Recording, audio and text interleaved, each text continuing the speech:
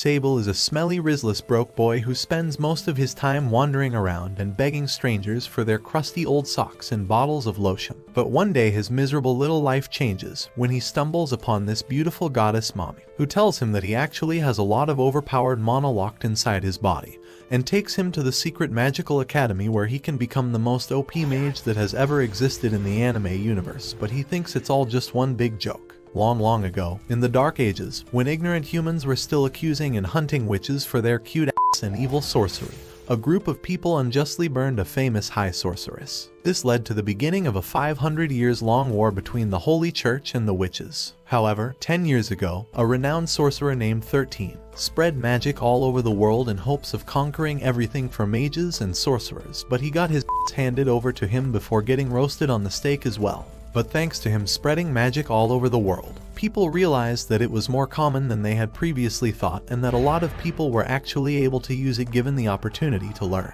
And this led to a lot of mana-less beta males and brokey moguls opening up their mind towards the normalization of magic around the world. 5 years after 13's incident, the 5-century-long war between the church and the witches finally came to an end, and a renowned witch named Albus decided to open up a magical academy in the kingdom of Weenias because capitalism, and why not? Now, 3 years after the mysterious woman brought Sable to the academy, we see him getting called to the headmistress's office to talk about his grade. It turns out, he is an utter loser who holds the record of being the weakest mage in the academy every year since his enrollment. Everyone wonders if he's going to get expelled while he walks to the headmistress's office, and notices a lowly granny with a magical staff throwing a tantrum outside the door. It looks like she is struggling with getting inside the magically shut door. When she notices Sable, she butters him up by calling him a promising student, and tells him to open the door for her, but he says that he will get in trouble if he lets her in as she's not invited. Hearing this, the lowly turns her staff into an axe using dark magic and threatens Sable, saying Albus would surely come out if she finds one of her students being in danger. Just then, Albus's assistant, Hold'em, arrives on the scene, and he calls the lowly granny by her name Rue,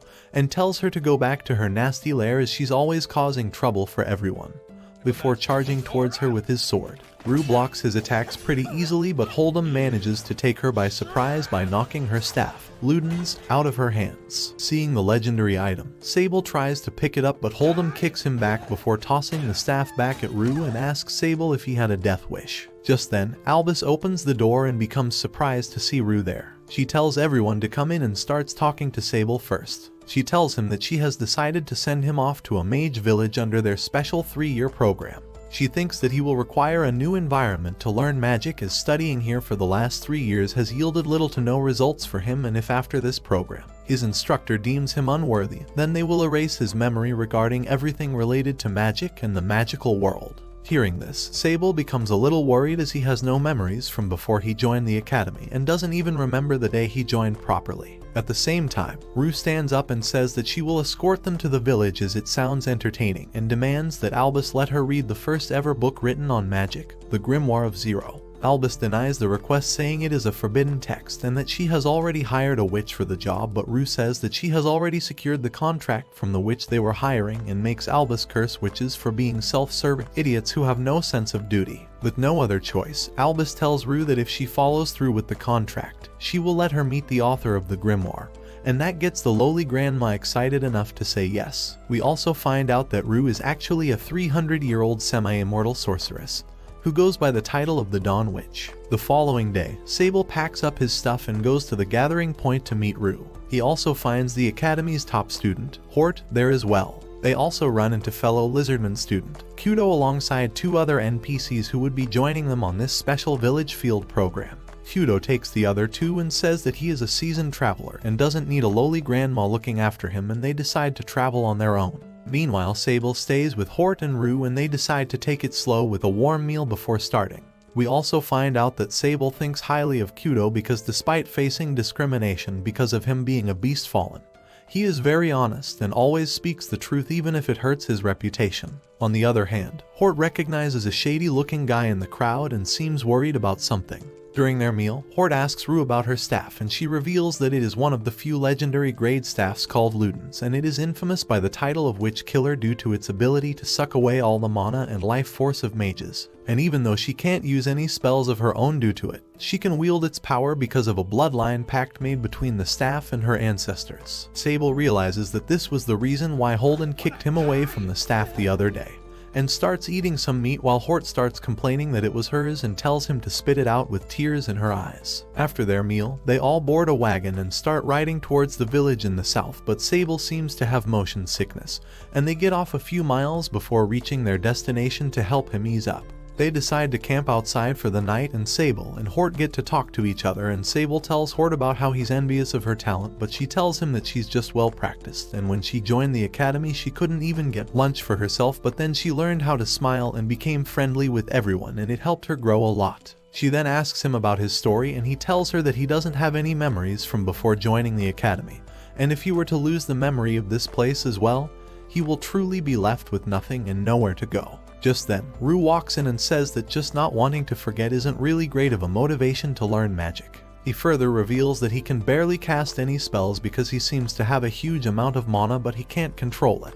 Rue says that mages like him are really dangerous, as a spell that gets out of control can cause a lot of unwanted destruction. She tells him that in her opinion, forgetting everything and starting a normal life isn't really bad of an option, and lets him think about it overnight before making their dinner. At the same time, we see the shady guy from earlier reporting to his boss, who turns out to be a witch hunter named Tyrant. He seems to be collecting information on the two groups traveling to the village and decides to hunt the Beastfallen group led by Kudo for starters. The following morning, Rue and party make it to a hotel in a small city located just before the village in the south. They decide to rest up a bit here and have their lunch. During their meal, Rue tells them that mages normally recover their mana by eating food, but people who have vast mana reserves like herself don't need to eat as often thanks to her pact with Ludens. She further adds that witch hunters often keep an eye out for slim people who eat a lot to mark as their targets, making Hort choke on her food. Even though witch hunting groups were disbanded by the church after it merged with the witches and the Beastfallen,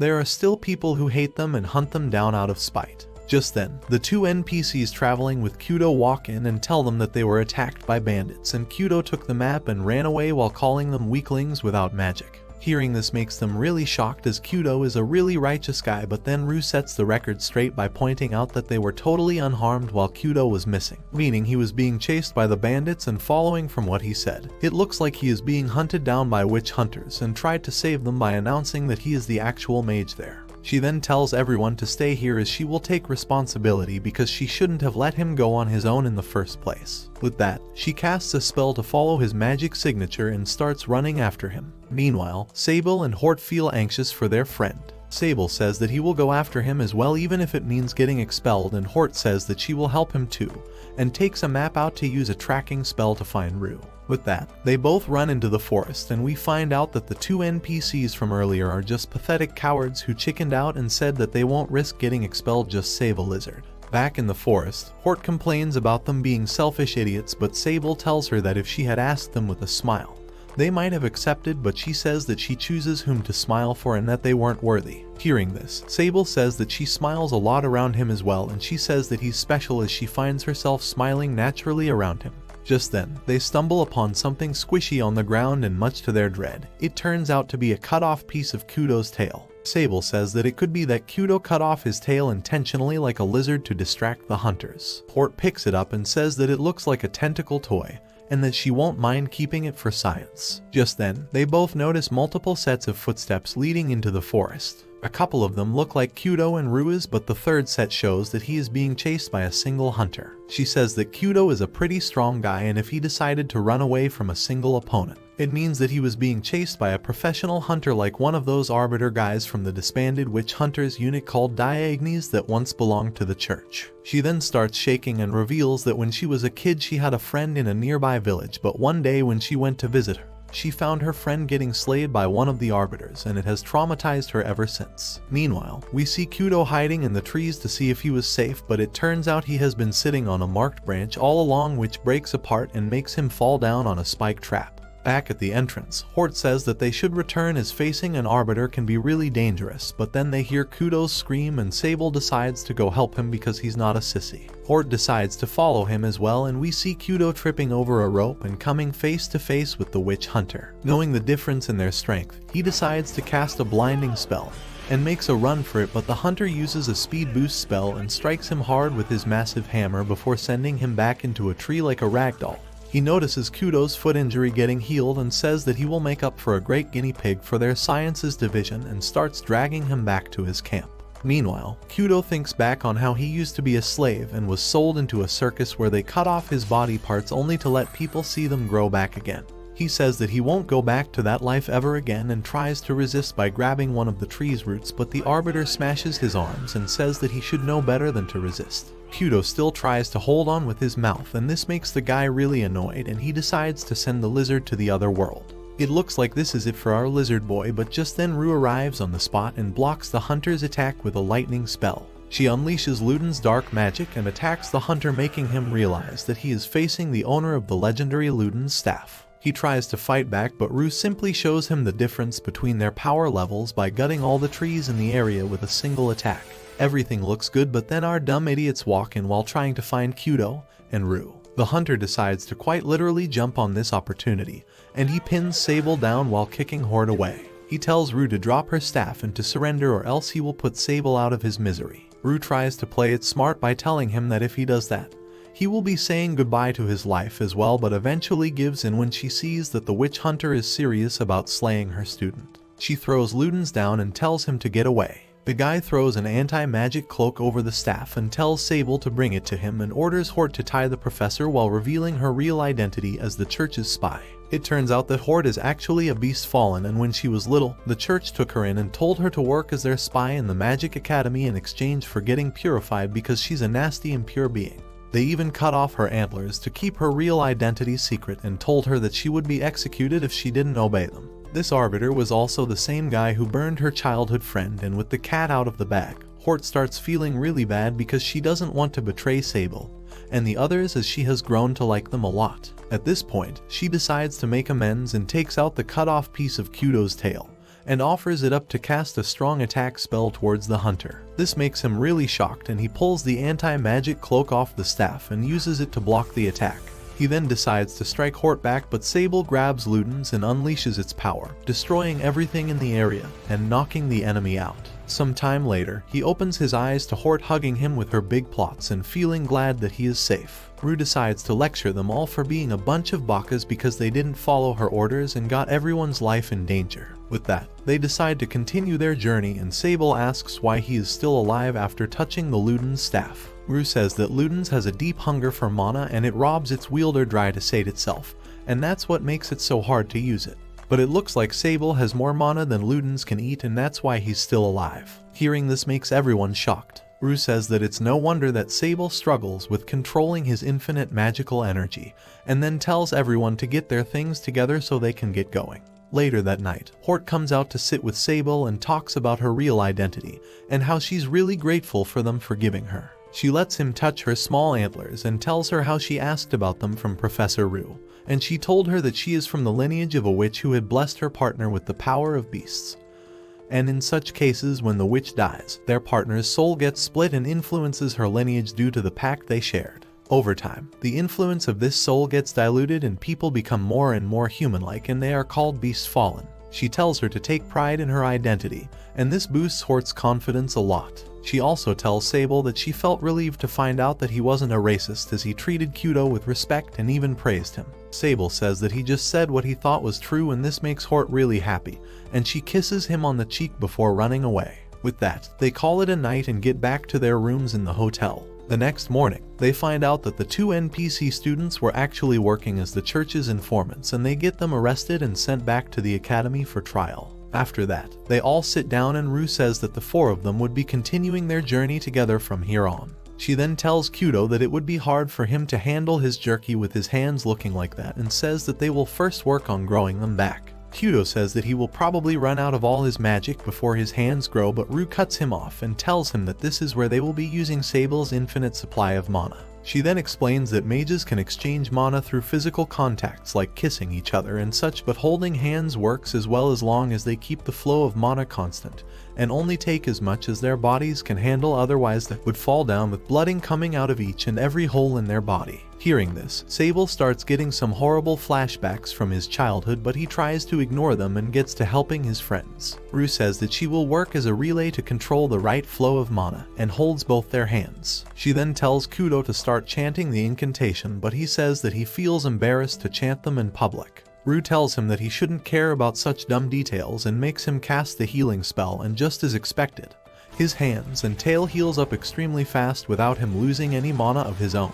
The whole thing attracts a big crowd, and Rue tells them to clap for the mages, and they all have a mini party to celebrate Kudo's recovery before heading out towards the village in the south. On the other hand, we see white-haired girl reading a letter from Albus and smiling at its contents. For the next few days, Rue and party travels through the kingdom, and Rue teaches everyone a lot of tips and tricks to survive in the wild. Being a 300 years old granny, she knows a lot of things and makes sure that everyone is safe. On their way, they stop by in a small city to take a bath, and we find out that Rue likes mixed baths, and Hort confirms that Sable actually keeps a massive monster in his pockets. Kudo also tells Sable about his past and how his dream is to join the church and mage army because he was saved by a dude called the Dragon Conqueror King, who's the symbol of the said army. During their travels, they all ask Rue about her goal in life, and she explains that she only lives for entertainment. As an immortal witch, she doesn't have a need to eat, sleep, or have kids, so the only thing that she strives for is entertainment. She then starts going on an unhinged tangent about how living so long might have made her insane, as she even enjoys wars and massacres now, but Sable uses a little bit of talk no jutsu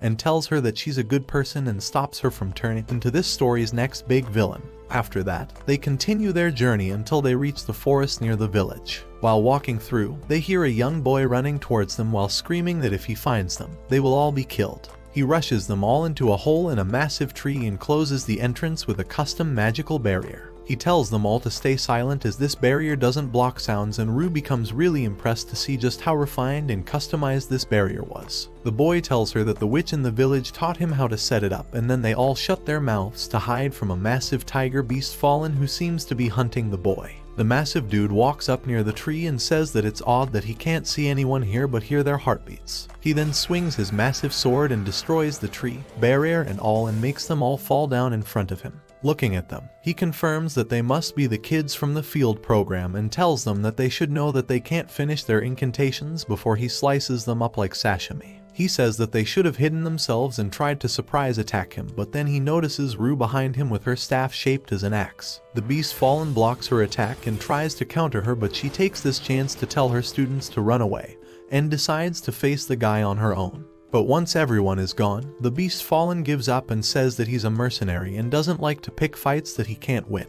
Rue smiles and says that there's no reason for her to let him go, but then she notices the magical seal on him and realizes that he must be linked to the witch of the village in some way. The guy tells her to go catch up with her students as he only wanted to make them go to the village, and says that they will meet again soon. On the other hand, Sable and the others follow the boy, who runs into the village and greets the village priest. He introduces the 3 kids with him as his saviors, while the priest looks at them with his blindfolded eyes and recognizes them as mages. He says that they must be the students coming there for the field program, and when they ask him how he knew that, he tells them that it would be obvious that the villagers of the target village for the program would know about it, and calls them dumb. He then tells them to turn away as this village is now under the rule of the Beast Fallen, and he makes sure that no one gets out of here. 2 years ago, the witch who was supposed to be their instructor gave up the rule of this village to that Beast Fallen, and ever since no one has been able to oppose her. Hearing this, Kudo and others ask if the headmaster knew about all this, and Sable starts cooking with his theory, and says that all the students who were selected for the program were problem kids. 3 were in cahoots with the church, 1 is an ill-mannered Beast Fallen, and he is the biggest loser in the academy. He says that it could be that this was the headmistress's way of getting rid of them. This makes all of them really mad, and with the priest constantly affirming their theories, it makes them believe that they were really abandoned by the academy, and that they have no way of taking revenge because fighting someone as strong as Albus would require 1,000 seconds of soldiers from the church and mage's army. But then, Rue speaks up and says that they have no reason to believe in what the priest says, and there's no guarantee that he's not working with the Beast Fallen from earlier. They both knew that she was their teacher despite her younger appearance, and there's a chance that the arbiter from earlier somehow informed the church, which would prove them cooking up some scheme against the mages once again. Hearing this, the priest says that she is right to suspect him and offers to show them around the village. After that, they go to the main village and the young boy gets to meet up with his father, who's worried sick for him. The boy's father tells them to rest up for the night at the village even if they plan to go back the next day, and then the kid shows them around. Rue asks the father why the place was so quiet, and he says that they don't usually get many visitors, so people are just shy around them. He then takes them to a house with several straw dolls hanging outside. He says that these dolls represent the number of people who lived in that house and tried to escape the village. He further adds that the witch and the beast fallen are good people, but they don't tolerate escaping villagers, so these are there to keep everyone from leaving.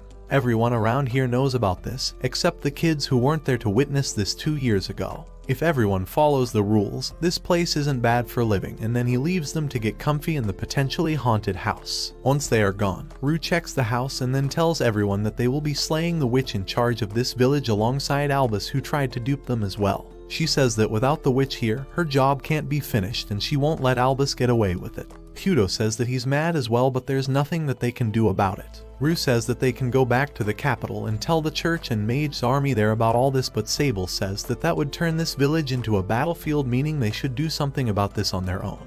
He further adds that with him there, Hort and Kudo can cast indefinitely, and they have Professor Rue with them as well. And if it comes to it, he can always grab the Luden's staff again and act as a distraction. Hearing this makes Kudo angry, and he grabs Sable by the collar and tells him that the beast fallen in the forest has clearly seen war, so the witch he serves must be super strong, and he's not going to get himself into a fight that he knows he can't win. Sable asks if Kudo wants to simply go back and get expelled for failing their mission and getting his memories erased, and he asks Sable back if he would rather die instead of starting over. Sable says that he has no memories from before he joined the academy, and during their last battle, he realized that he doesn't fear death. Hearing this makes Hort start to cry, and she says that she would be sad if he dies, and when he asks why, she runs away sadly. Sable tries to run after her, but Rue stops him and tells him to learn why she was crying first, and lets Kudo explain that Hort considers him a friend just like everyone else there, and it would hurt them if one of their friends were to die. Sable understands just how stupid of a question he asked Hort and goes after her to apologize. Meanwhile, Rue brews some tea and talks to Kudo about how currently her entertainment is watching over them, and that she would see through it that her students are not served with injustice, even if it means she'd die because of that. On the other hand, we see Hort running to the church and praying to God about her pain, but then a small hooded girl walks up to her and helps her calm down. Soon the priest walks in as well, and they talk her feelings out, but when she decides to walk out to meet up with her friends, he ties her down using strings and reveals that he's actually a former member of Dia Ignis as well. Sometime later, Sable comes back and tells everyone that he wasn't able to find Hort. Rue says that they will go after her using her tracking magic, and it leads them into a cave outside the village. While walking through, they see some fresh blood on the ground, and it makes Kudo start sweating his pants. Rue tells him to act brave like his idol, the dragon-conquering king, but she says that he's not as cool nor brave like the guy and runs out. But there he encounters the beast fallen from earlier, who offers him to join his party. He says that if he forms a contract with the witch he works for, he will be able to learn magic as well, and with his connections, he can get into the church and mage army too. This makes Kudo really excited, but then he asks him about Hort and he says that he ate her out and that she was quite delicious. This makes Kudo really mad, and he prepares to fight the beast fallen on his own.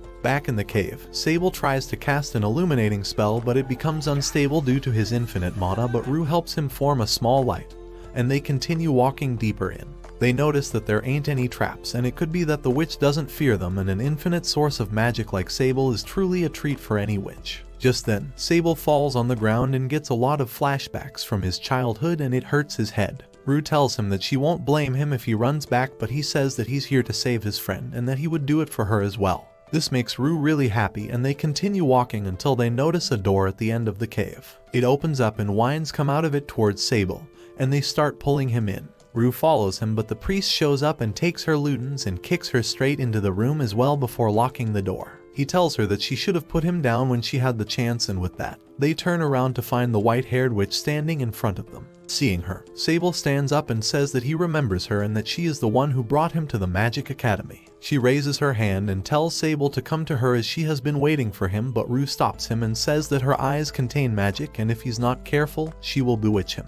Hearing this, the witch flicks her finger and knocks Rue out with her magic before sending her back flying. Sable grabs her and the White Witch starts speaking, saying that she is really disappointed to see him surrounded by weak people like her, and throws Hort's bloodied hat at him. Sable asks her what she did to her, and she says that she fed her to her beast fallen and that she was a pathetic mage till the end. She then tells Sable to join her as she will make good use of him and he will get to become really strong as well, but Sable tells her to shut up and says that he's the one who gets to decide who's worthy of his friendship.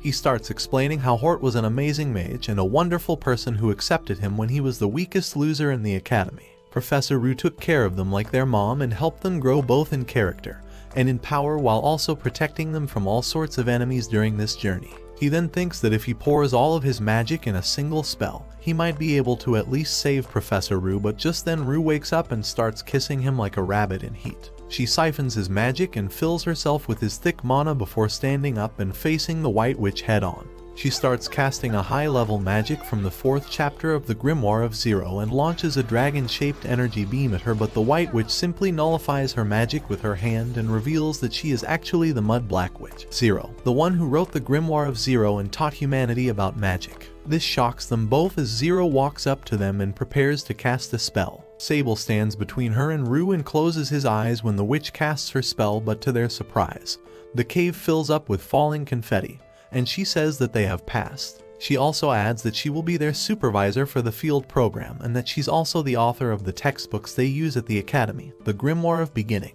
which is a filtered down version of the original Grimoire of Zero. Rue starts celebrating and says that she's happy to have lived 300 years to see nullify magic in person and congrats Sable on passing the test. Hort and Kudo join them as well, and they reveal that the priest and the beast fallen tested them as well, but when they decided to fight back and not sell their friends, they let them pass. Hort also says that the priest might be a pervert because he didn't pass her until she spat on his face. Zero also apologizes to Rue for insulting her earlier, and they both become quick friends. Back at the academy, Albus becomes really happy to find out that the 3 students passed Zero's test, and that they are the first ones to ever do that since the founding of the academy. She also puts a bounty over the Arbiter's head who tried to hurt her students and sends posters out to the church and mage army. Back at the village, everyone gathers in a hotel and celebrates their success with a party. Zero explains that the whole village was on this test and that Rue probably figured that out thanks to her deduction skills. Hort asks her about the reason for the test and she explains that the academy chooses the most talented and promising students for this program, and before they start, they test them for their morals and character, because if any one of them were to fully mature and go astray, they can cause a lot of destruction similar to the war 10 years ago. She then adds that Hort can become a mage stronger than Albus if she trains enough, and Kudo can become a healer of international significance with his skills. And Sable with his infinite mana can become the longest living mage in the world with an infinite potential to grow, surpassing even her one day. But all of this is just one of the many possibilities, and they will have to constantly train hard to realize them. If a student fails their test, like the 2 NPCs that were with them in the start, they are expelled from the magical society and have their memories erased. After that, she tells them that they will have to set up stores in the village for as long as they live there so they can be useful to the community as well, and starts discussing the scope of this program, but the beast fallen named Mercenary, and the priest cuts her off and says that they can think about it later, and that it's time to party for now. Hort asks the priest about the young girl in the church, and he reveals that she is named Lily and is actually 20 years old. We also find out that the priest isn't really blind but has sensitive eyes, and that's why he keeps them blindfolded like that. Sable asks Zero about his past, and she says that he will remember it when the right time comes. Until then he should focus on his studies. After that, they all walk out towards their rooms and wonder about what kind of stores they should open, but then Kudo looks up and stops walking, and we see a massive dragon flying in the sky and heading towards the village square. They all follow him, and it turns out it's the dragon conquering king, and he's there to deliver 3 letters from the academy to the 3 passing students. The letter explains that from here on out, all restrictions on magic have been lifted on them, and it's because during this program they might get attacked by witch hunters and other racist people, and so they are allowed to do whatever it takes to defend themselves. Kudo also gets to talk to the dragon conquering king, and he boosts his confidence by saying that he remembers him from the circus and that he would like to have him in his squad. After that, they all go to meet Rue and she says that her mission as their escort is finished now, so she will be going away, which makes them all sad, but then she adds that she will move once she's done talking to Zero about everything she wants and reading all these books in her library, which might take 3 years, and that makes them all really happy.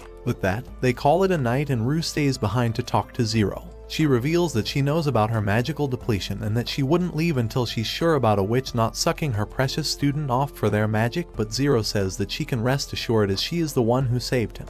She then starts talking about Sable's past and reveals that long ago a witch tried to attack him for his mana and slayed his mother right in front of his eyes, but then she got turned to ashes as she sucked away too much of his mana and it made her bleed out of her pores. The boy sealed his memories off, thinking that he was the reason his mom was killed, and started punishing himself by wandering around in this world with no memories. But she took him in because he's her nephew, revealing that Sable is actually the son of the evil mage who started the war 10 years ago. 13. 2 months later, we see everyone getting settled in the village and working on their skills while living there. Hort has a handyman shop where she picks up all sorts of jobs that need a hand and a job. Kudo helps others with his healing magic and works as the village's healer, and Sable runs a magic shop where he offers his mana to other mages to recharge. He usually only gets Hort and Kudo as his customers, and they transfer mana by holding hands, and Hort seems to really enjoy the sensation while making all these faces. After helping them out, he returns to his morning tasks around the house before getting visited by Rue. He tells her that he is getting used to his new life here while helping his friends with their shops. But Rue scolds him and says that in the last 2 months, he has barely walked out of his house and kept social interactions to bare minimum. Sable says that he's aware of that, but he makes up for it by cleaning the house and doing laundry for everyone. Hearing this, Rue becomes worried and asks him if he is doing Hort's laundry as well, and he says that he is, but she has been hiding her underwear from him lately. This makes Rue really surprised, and she asks him if he is some kind of a closet pervert, but he says that he sees nothing weird about doing laundry. She then tries to make him realize that Hort likes him and that girls like to show only their good sides to the people they like, but Sable seems to be just as dumb as Goku and he still feels confused. Rue almost scolds him, but then she remembers hearing about Sable's history from Zero and realizes that he really doesn't understand what's wrong with this, and he's just trying to be useful as a slave with no memories. She stands up and goes on to hug him and then tells him to help her with a chore. She tells him that she is running low on her favorite tea leaves and would like for him to go get some. She says that he's not finding things to stay in the house, but finding things to do in the house because he's always there, and that he needs a change of environment. Sable grabs a stalk of tea leaves and walks out to look for them, and on his way meets the young boy in the village named Leos. Leos asks him what he was doing out there, and he tells him about the tea leaves. Leos says that he knows where they grow and takes him to the forest. They walk in for quite some time, and Sable says that going any further might require special tools, but he says that he always comes here with his dad and they will find the tea leaves soon. This goes on for quite some time, and when Sable suspects him of lying, Leos runs ahead and climbs up a tree feeling sad. He says that he lied about knowing where the tea leaves grew and just wanted to explore the forest, but now he doesn't know their way out. Sable, being Sable, says that it's not his fault, and that his dad would scold him instead because he's older and fell for his trick, but Leos says that that's not fair because he only trusted him. Just then, a mouse grabs Sable's attention while tugging at his boot, and Leos says that it must be Lily's friend. He says that she is the girl from the church and that she's friends with a lot of mice in the forest. With that, they start following the mouse, and soon they are joined by a whole fleet of them until they get out of there and reach the church. There, the priest and the boy's mother are waiting for them, and she takes Leos back home, and the priest looks at Sable with anger and tells him to come inside for a talk. Inside, the priest tells Lily to stop wearing the hood and takes it off, revealing that she is actually a beast fallen that looks like Stuart Little. Lily says that Sable might be disgusted by her appearance, but the priest says that he's not a racist and even eats at Mercenary's bar. He then asks Sable to confirm that, and he asks if racist is something they eat. After hearing his dumb response, he cools down a bit and asks Lily to cook a meal for their guest. Sable asks the priest if he didn't cook, but Lily says that he's really bad at it and starts shaking at the thought of having to eat something made by him.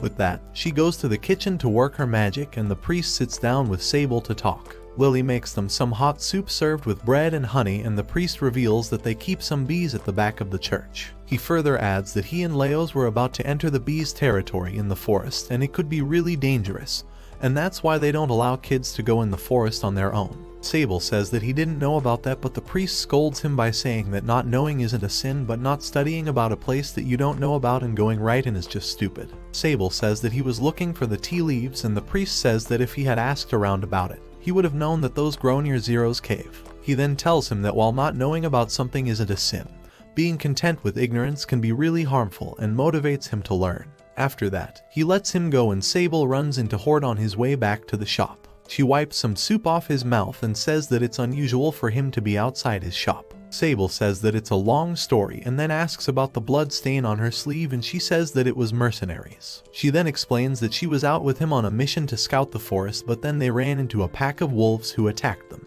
She was too slow to cast her spell and mercenary saved her, but then her spell fired off and hurt him from behind. He scolds her a lot, and now she feels really bad about it and wonders if she should stop being a mage. She is now here to find Lily, as she's going to help look after the bar until Mercenary recovers and starts crying while hugging her. Once they are gone, Rue speaks up and tells Sable that he should go see the injured beast Fallen and offer his service as the magic supplier. Once there, he helps Zero recover some of her magic with a kiss, and then she heals Mercenary with her spell. The beast Fallen seems jealous of the young boy, but Zero teases him about being jealous of the kid who helped save his life. After that, they all sit down and Sable asks if Hort would be expelled now, but Zero says that she sees no reason to expel her, and Mercenary adds that he was mad at her and scolds her because this will help her be more careful the next time.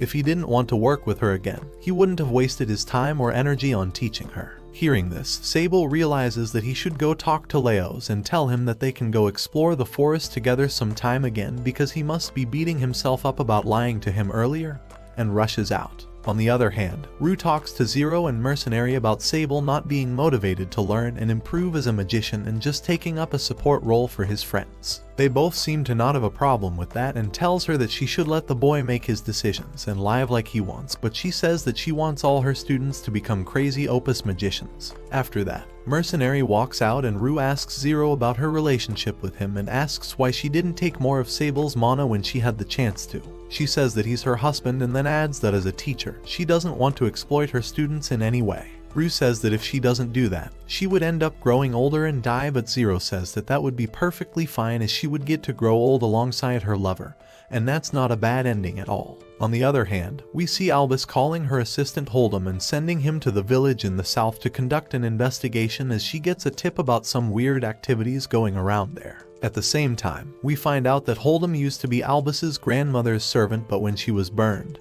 he was tasked with the mission to protect Albus, and he has been with her since then. Later that night, the trio gathers in their house and talks to Rue about their failures. It turns out, Kudo fainted while treating a bunch of poor kids who couldn't afford medicine, and used up all his mana recklessly. Hort accidentally opened friendly fire on Mercenary and almost sent him to the other world, and Sable put his and Leos' life in danger by taking him to the forest without studying up on the place properly. Rue tells them to set their next goals, and Hort says that she will not cast magic in combat unless she learns how to stop them mid-cast. Kudo says that he will be more careful with using his mana and will consult his seniors before taking any action, and Sable says that he will go out and play with Leos in the forest and take permission from his parents as well. Rue tells him to just not get influenced by big YouTubers, and then tells them all that they should take a day off and see Zero tomorrow. She also tells Sable to gather some herbs while he's out in the forest as well. The next day, they all go out to see Zero, and she shows them their mini library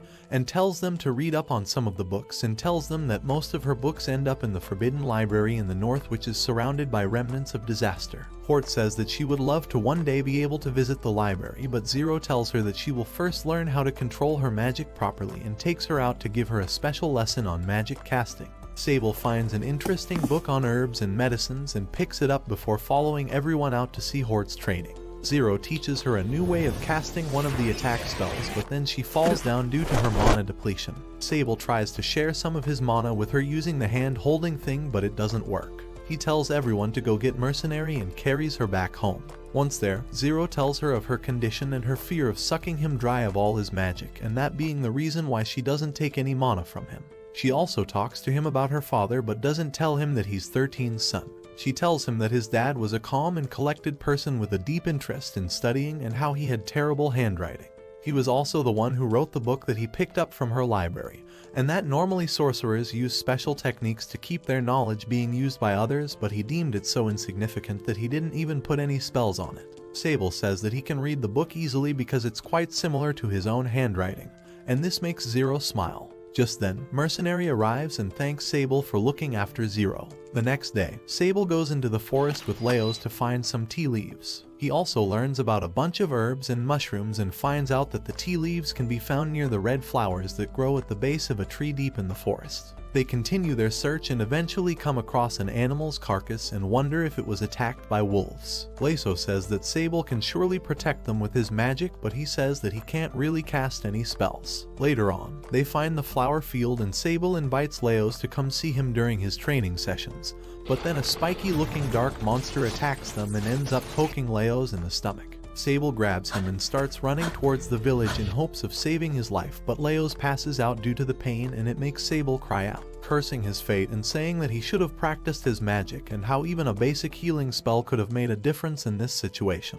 He stops and starts crying with Leos not speaking anymore, but then a black bird comes to him and Rue speaks through it saying that Zero and Mercenary are on their way and he should keep running. Sable does just that and soon meets up with Rue and the others, and they immediately perform a spell to heal Leos. Rue helps with a blood transfusion, but doing so recklessly makes her fall unconscious due to excess blood loss, and Zero collapses due to mana depletion. They are both dragged back to the village by Mercenary and Sable, and Kudo looks after them with his magic. Sable keeps crying over what happened and how he let Leos' life get in so much danger, but thankfully he's all healed up now. They look at the bed to see what he was doing, but Leos slips past them and goes to the village to tell everyone about how cool Sable was and how they both defeated a monster. Meanwhile, Zero and Rue talk about what happened and reveal that the monster they faced was a remnant of disaster that lure their prey by transforming into a carcass and suck their blood to multiply. These were created by demons in the last war to toy with humans, and despite the war ending, these things still crawl over the lands in the north. However, the Church and Mage Army's efforts should have stopped them from coming in the south, which means someone deliberately planted that one in the forest. With that, Mercenary gets out to talk to the priest and finds Hold'em and the priest waiting for him outside his house. Lily also joins them and they decide to inspect the village and its surroundings to find clues about the mastermind behind this attack. Zero also joins them despite Mercenary telling her to rest, and they both go out to warn the surrounding villages while the priest and Lily go out to inspect the forest. Meanwhile, Hold'em stays behind to keep an eye over the village as Rue is weak right now due to blood loss. Once everyone leaves, Hold'em goes to meet Rue and the students and tells them about the situation. He also talks with Rue a little, and we find out that Rue was actually a friend of Albus's grandmother, Sorna, who was the witch Hold'em served originally. They both connect on keeping her memory alive and strive to save the village, as that's what Sorna would have wanted. After that, he walks out with the kids and asks them to show him to an empty house or an inn where he can stay, but just then Leos' dad walks up and asks Sable to have a moment with him. He tells him that he knows that it's not his fault, but he would like for him to stay away from their son, and walks away, but Sable tells him that he will train hard and asks if he can go out with Leos once again once he's strong enough to protect them, and that he made a promise to the young boy. After the dad leaves, Sable suddenly gets kidnapped by Tyrant, the arbiter from earlier who ambushed them in the forest and was handed over to the academy. Tyrant says that this time he's ordered to just kidnap them, so he wants them alive, and while getting hauled around, Sable hits his head and gets a flashback from his childhood when he was attacked by a witch who came after him for his magic and slayed his mother right in front of his eyes. Just then, Tyrant stops and notices two horses coming after them, and we see Hort and Kudo riding them.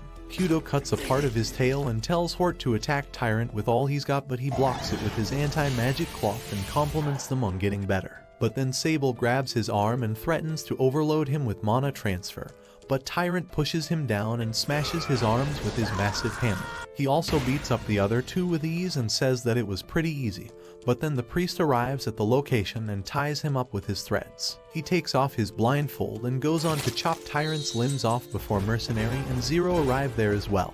On the other hand, we see Hold'em and Leos' dad sleeping on the street, and Rue wakes the beast fallen up and asks him why he was sleeping out there. He tries to remember what happened and figures that someone put him to sleep with a spell, and Rue looks at his dumb face and asks him to come out clean. It turns out he was sent by the academy to inspect the witch village's ability to defend itself, and to do that, he hired Tyrant with a deal to take away his death sentence if he manages to bring a single student back to the academy. but the students surely suspected him and put him to sleep before going out to rescue their friend. With that, they both rush to the forest to meet up with others and explain everything to them. On their way, Rue uses Luden to take out all the remnants of disaster in the forest, and also finds a young boy lying unconscious in the forest with his face swollen from bee stings. She captures him as well and sends him to the village dispensary to get him healed. After that, they all sit down to discuss their plan moving forward and say that they certainly need more people to protect the village. Oldham feels sorry for falling for the kid's spell and putting their lives in danger, as he was supposed to keep Tyrant in check, and says that they can use Tyrant however they like in the village. At first, Hort is against the idea because of her childhood trauma caused by the guy, but then everyone explains how she should be more forgiving and understanding. The priest himself had killed a bunch of guys during his days in the church's army, and even Professor Ruiz Luden ate a bunch of witches. If one of their relatives were to seek revenge, it would be totally fair for them, but Hort says that she doesn't want that. After talking it out, she eventually agrees to let him join them on the condition that she gets to monitor him at all times and that he lives at Mercenaries Bar so they are safe. The next day, Oldham goes back to the academy and tells Rue that he will take her to the Forbidden Library as a reward for her completing the job. She says that she is more interested in the kids for now, so she will worry about the grimoire of Zero a few years later. On the other hand, Sable asks Hort about love and how it feels because Rue told him that she had feelings for him. She tries to tell him that it's like caring for someone and worrying about them when one's in danger, and he says that he cares for the professor in that way as well. This makes Hort feel jealous, but she tells him to only come to her for such advice and says that she would like for him to give her some of his mana every morning. Sable tries to do it, but then he gets flashbacks of his childhood again and he fears hurting Hort with his mana. He says sorry and runs to see Zero and tells her about all this. They both sit down and Zero tells him that she is his aunt and how his father is 13. They do some family talk and then Zero helps him with practicing his mana transfer. On the other hand, the boy that Rue found in the forest wakes up and attacks Kudo. Tyrant captures him and everyone gathers around to see what was up.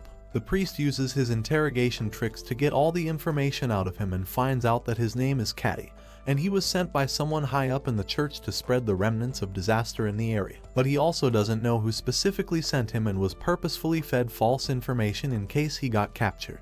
Ultimately, they decide to keep an eye over him for a while before sending him to the academy to see if they can find something more. Besides that, we get to see Tyrant getting schooled by the village teacher named Lady Hearthful, who also belongs to the church. Rue and the others try to think about this situation and figure that there must be some internal conflict going on in the church between the people who want to go back to the old ways and discriminate against mages and witches and those who seek peace. Lady Hearthful helps look after Tyrant and shows him around the village and also makes him become more friendly and human by learning proper etiquettes and empathy. On the other hand, Rue says that the evil masterminds behind this move must be planning their next one, and so they should stay alert and prepare for more attacks. The next day, Kudo takes Caddy out with him and shows him around the witch village and also makes him meet Lily and other beast fallens. He treats him to good food and nice shelter and changes his brainwashed perspective on witches and beast fallens, and he starts regretting hurting them. At the same time, Lady Hearthful's efforts seem to be bearing fruit as Tyrant thinks back on his past and regrets doing all this evil for the church. One day, they all go out to the river with the kids in the village and Caddy suddenly starts feeling unwell. Tyrant seems to realize what was happening and tells everyone to get away from him as his stomach bursts open and a new kind of remnant of disaster comes out of it.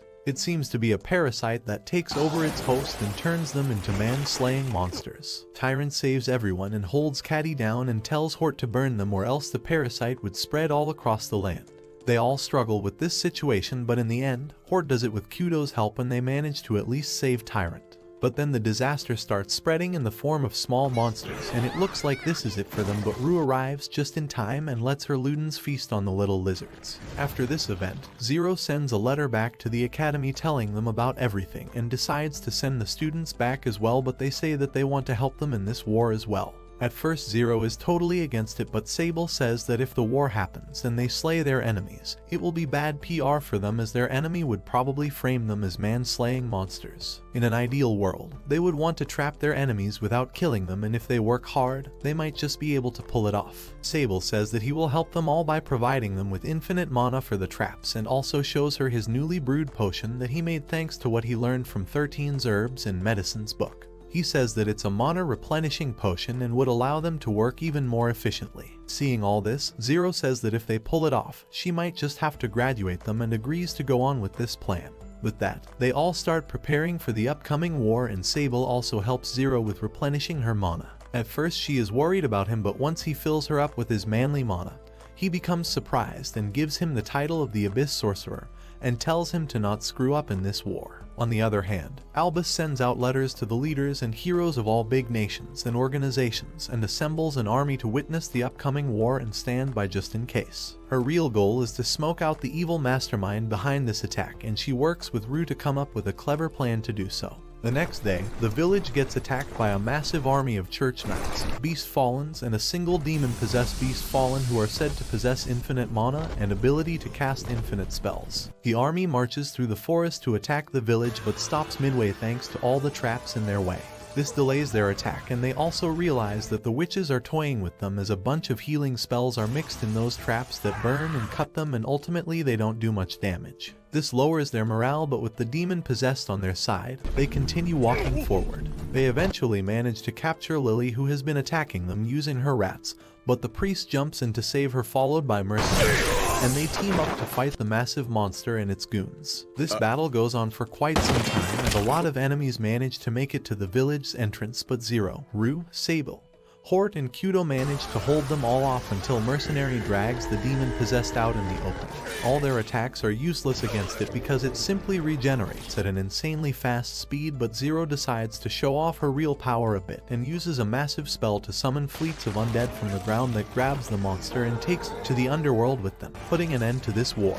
On the other hand, Rue uses her magic to summon a fake fleet of the remnant of disasters that the enemies tried to spread in this land and attacks the leaders and heroes' party. She thinks that the real mastermind must have a way to deal with them, and just as expected, one of the high bishops stands up and tells everyone to gather around him as he has a ward to keep these monsters away. It turns out he has been hoping to establish himself as an important figure to get a promotion.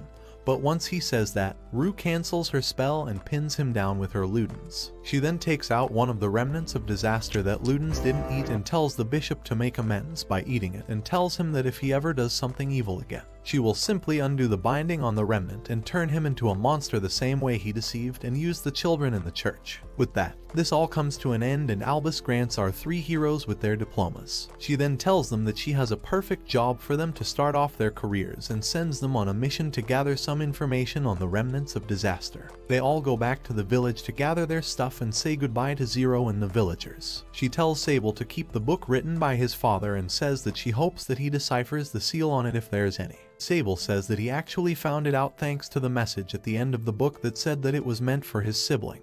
He then explains that it was a simple spell that required changing the page number from 13 to 0 because his father was called 13 and his sister was called 0. Hearing this makes Zero laugh, and she lets Sable keep the book regardless. After that, they all head out to do their first official job while thinking about Rue as she parted ways with them after the war. And that's how Season 1 of Dawn of the Witch comes to an end.